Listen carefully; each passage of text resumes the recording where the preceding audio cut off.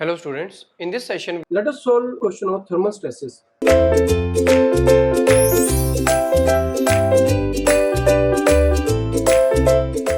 A circular metallic rod of length 250 mm is placed between two rigid immovable walls as shown in figure.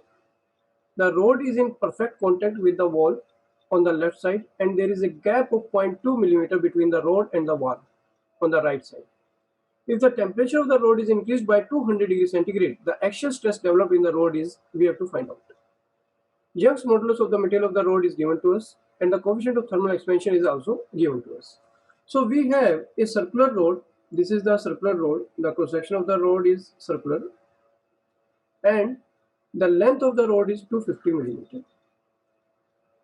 So one end is fixed, this is rigid end and the rod is fixed with it, and at other end this is a rigid support is there, but there is a gap. There is a gap of 0.2 mm between the rod and the rigid support, right? And the temperature of the assembly is increased. The temperature of the assembly is increased by 200 degrees centigrade, right? The E is given to us and the coefficient of thermal expansion is given to us. We have to find out the stress developed. How much stress will it develop in the material due to this condition. So when the temperature rises, there is expansion in the rod, and if the expansion is restricted, then the stress will be developed, right? So let us solve this question. This question is about the temperature stresses or thermal stresses. We are given with a rod and two fixed rigid supports, at a distance of 250 plus 0.2 mm. Means the rod length is 250 mm and the gap between these is 0.2 mm. And the coefficient of thermal expansion is 10 power 5 minus 5 per degree centigrade. Modulus of velocity is given. If the temperature of the bar rises to 200 degrees centigrade, what stresses will be developed in the material? This we have to find out, right? Now, when the temperature rises to 200 degrees centigrade, there is a expansion in the wall, in the bar, right? And if this expansion due to this 200 degrees centigrade is higher than the 0.2 mm, then the stresses will be developed in the material. If it is less than 0.2 mm, there will be no stress developed, because we know that for free expansion there is no stress developed. Stresses will be developed when the restriction will be restricted, when the expansion will be restricted, right? So if the expansion is more than 0.2 mm, then the stresses will be developed, and that will be due to the restricted expansion, right? So first we have to find out what is the free expansion. What is the free expansion? We are assuming that free expansion is higher. Suppose this is free expansion and this will be restricted if it is higher, right? And first we have to find out the free expansion of this bar, right? So let us solve this question. Free expansion, and what is the formula for free expansion? Delta L, that is equal to L alpha T. You should remember this formula.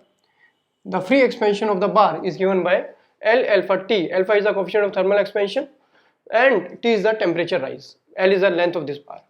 So delta L will be equal to L, given 250 mm. Alpha is given to us 10 power minus 5. Temperature rise, this is the temperature rise, that is 200 degrees centigrade. Solve it and you will get the L alpha T as 0.5 mm. 0.5 mm. It means that free expansion is higher than this gap in between, right?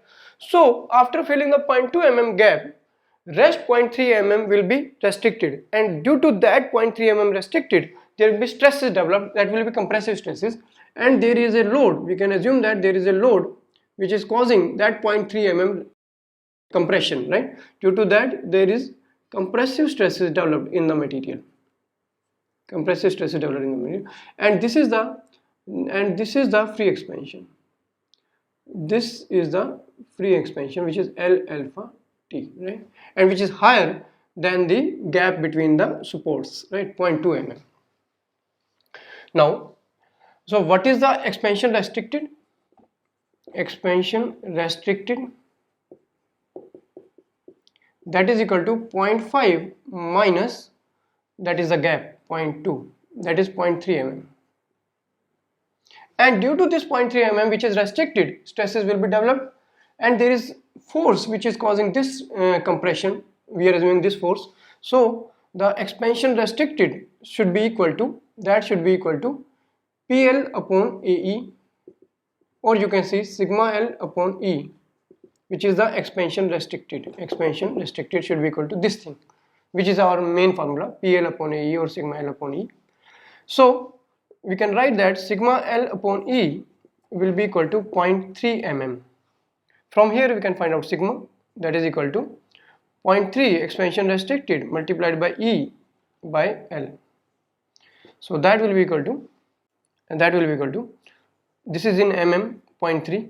E is given to us 250 gigapascal, so we can make it in megapascal so that answer may come in megapascal.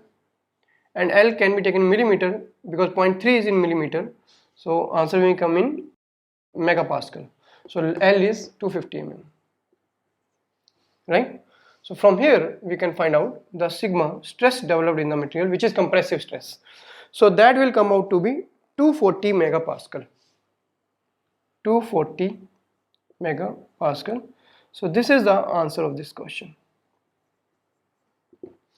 250 megapascal.